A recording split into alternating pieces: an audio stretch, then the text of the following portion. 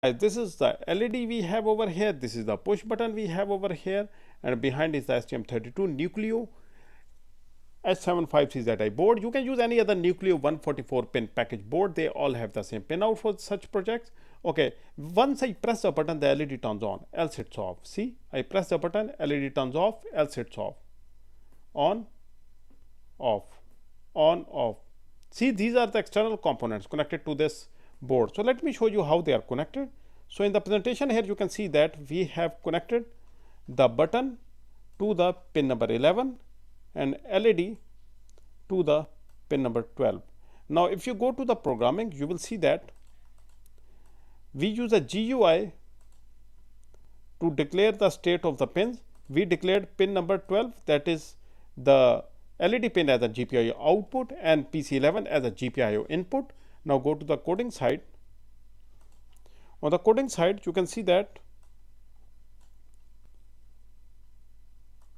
we use these commands, like we use the if else condition. If we read the pin PC pin port C, pin number 11, if it's set, means if it's high, then we use the whole GPIO write command, and pins port C, pin number 12, that is the LED pin, is set, means set high. Else, in case the button is not pressed, PC11 is not 1, then it means the button is not pressed.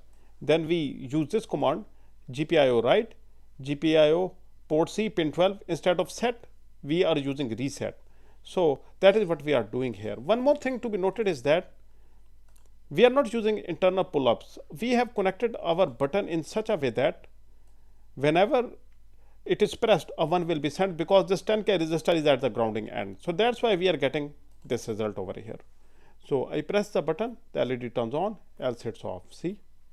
Hello guys, welcome to learning microcontrollers. In this video, I will show you how we can interface a NUCLEO-STM32H753zi or any other 144 pin Nucleo board with push button, and then we will use that push button to blink an LED. So once we press the button, the LED will be on, else it will be off.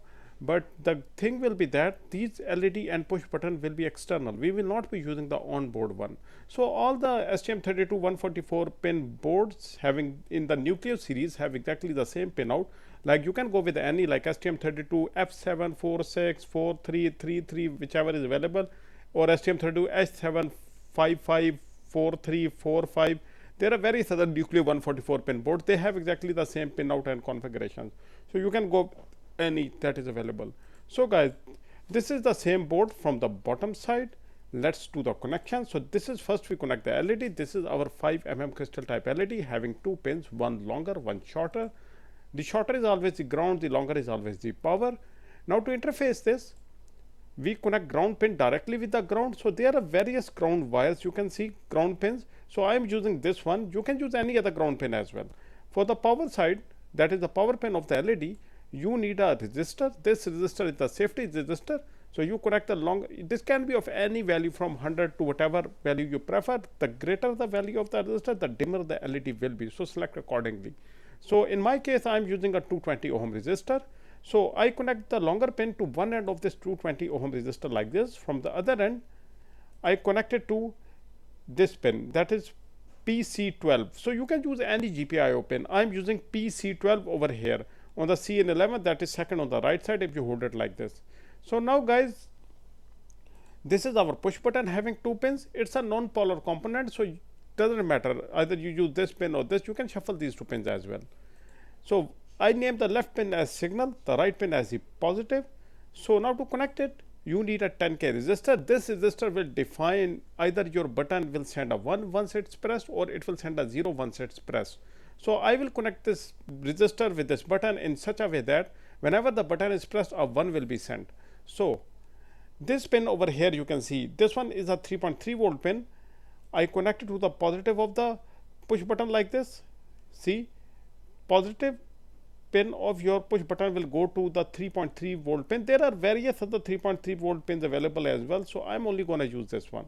So for the signal, you connect it to the one end of the 10K resistor like this. From the same pin, you will take out your output. For the output, you can use any available GPIO pin. For this, I will use this pin. On CN11, the topmost left side, if you hold the board like this, this pin, that is PC11. So you can use any other GPIO pin as well. So I'm using the PC11. Now the other end of the 10K resistor, you send it to the ground. Now in this way, whenever a button is pressed, a 1 will be sent. Now guys, this was our total circuit schematic. Now let me show you the hardware, then we move on to the programming. So guys, there is the hardware. There I have my push button. There is the LED as shown in the presentation. This is our STM32H753zi Nucleo board. So I have already connected it to the computer using this cable, micro USB cable, just connected to the USB port. That's all you need. So let's get to our STM32 to start the programming.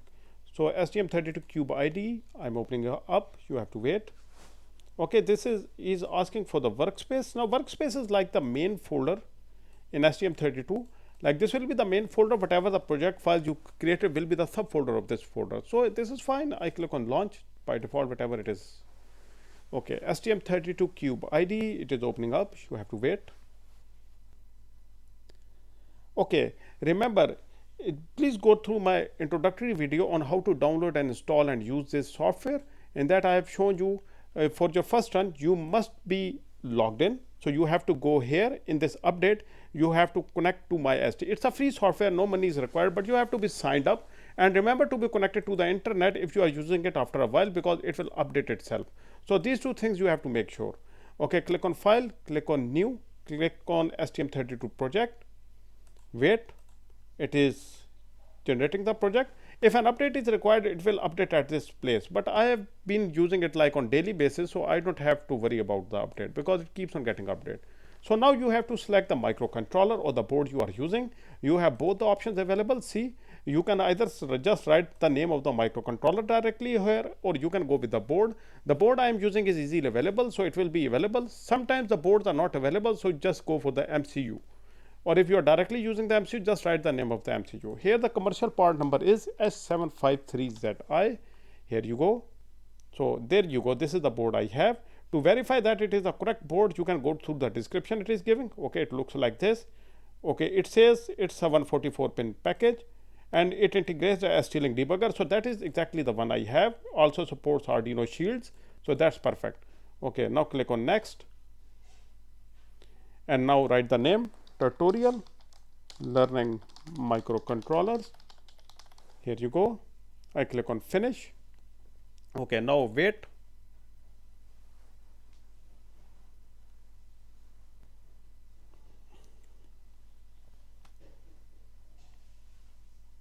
Okay, it is asking like you have onboard LEDs and push button and virtual terminal. Are you going to use them? If you don't want to use them, just unselect them. But in my case, I just have an LED and a button, so I'm not going to use these pins anyhow. I just click on OK.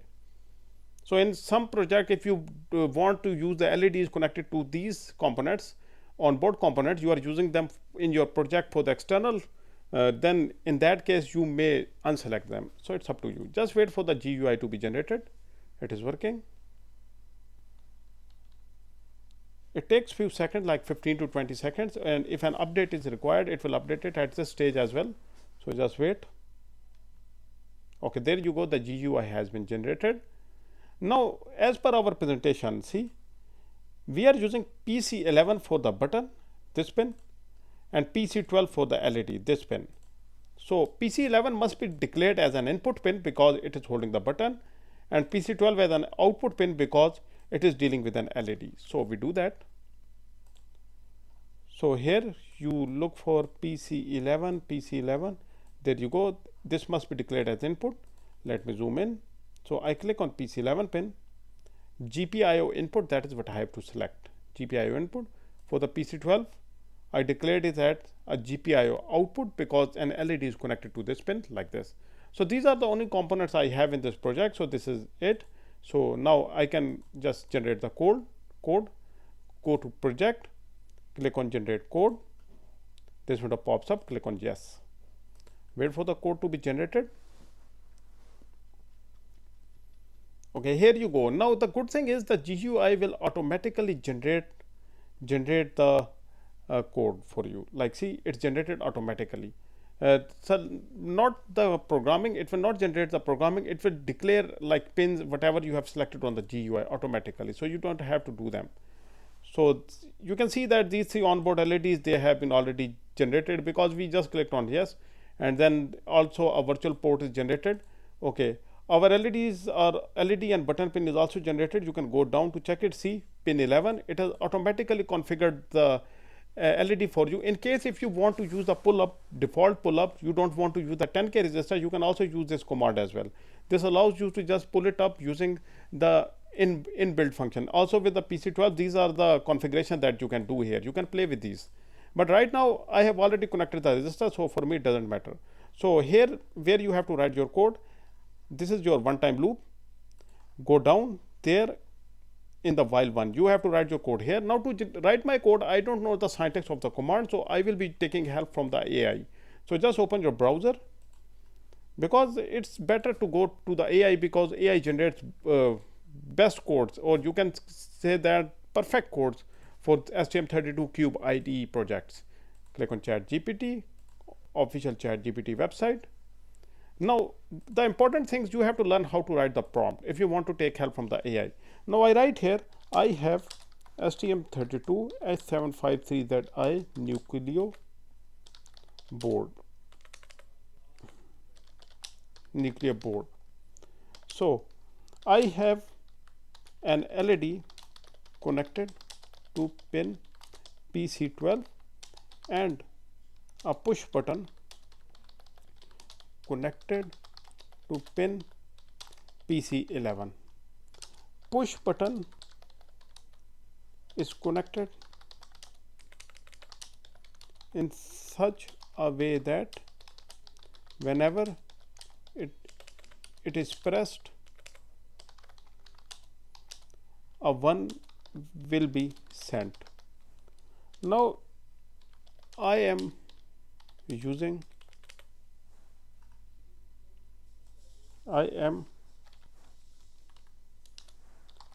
STM32Cube ID generate me a code that whenever the button is pressed, a 1 button is pressed, the LED will turn on, else it remains off. So this is the prompt. I upload this and wait. Okay, it is generating the code. Now see, this is the code. Now we were interested in these syntax, because I don't wanted to go to the books and look for the syntax. Just copy this part over here in the while one loop, only this part till here. You copy it, go back to your STM32Cube ID. Now paste it in your one-time loop, or sorry, forever loop over here. Okay, now guys, now take a look here. I tell you how these commands work. Rest you don't have to copy, because that has been automatically generated. Now what you have to do here is that, see, this if and else syntax is exactly the same as in all other C languages. See, if starting bracket, ending bracket, else started bracket, ending bracket, that's all. Now this command is a syntax. It is using the HAL library, that is a default library of STM32Cube ID. You don't have to like initialize it, it's already there when you install the software. So this is the command HAL GPIO read pin. Now read pin means you are reading an input pin, so that must be the button pin. And now this part will remain the same. This is your syntax, this bracket is the syntax, then GPIO word is the syntax, GPIO pin is the syntax till here, and GPIO pin, this is also the syntax, this is also part of the syntax. Only 3 things change in this command for you. Which port? GPIO port C, pin 11, PC11 we have declared as input, so set means 1. Like if read the pin port PC1, read the pin PC1, and if it is 1, then you enter this loop, and there you have to turn on the LED, because it has been checked that the button is pressed. HAL GPIO write pin. Now instead of read pin, here we have the write pin. Again, only the 3 things will change. Which port? Port C, pin number is 12, and set means make it 1. So see, instead of using double equal to, we are using just here a comma. It means set means double equal to 1, and else in case the button is not pressed against same command, port C pin 12, reset means make it 0. So to make sure that the code generated by the AI is perfect, we go to the project and we click on build project. It will tell you the errors if there are any. So 0 errors, 0 warning, that's perfect. See, we generated the code and it has 0 error and 0 warnings. So it's perfect. Now we can burn it into the microcontroller. Now make sure that your STM32 is connected. You click on this button over here, run tutorial, run button. Okay. Click on OK. Now it is downloading the code. You can see that it is showing here, waiting for debugger. It must be connected. Okay. Download verified. It's perfectly burned. Now we can just go to the hardware to check either our code is working or not. So this is the hardware.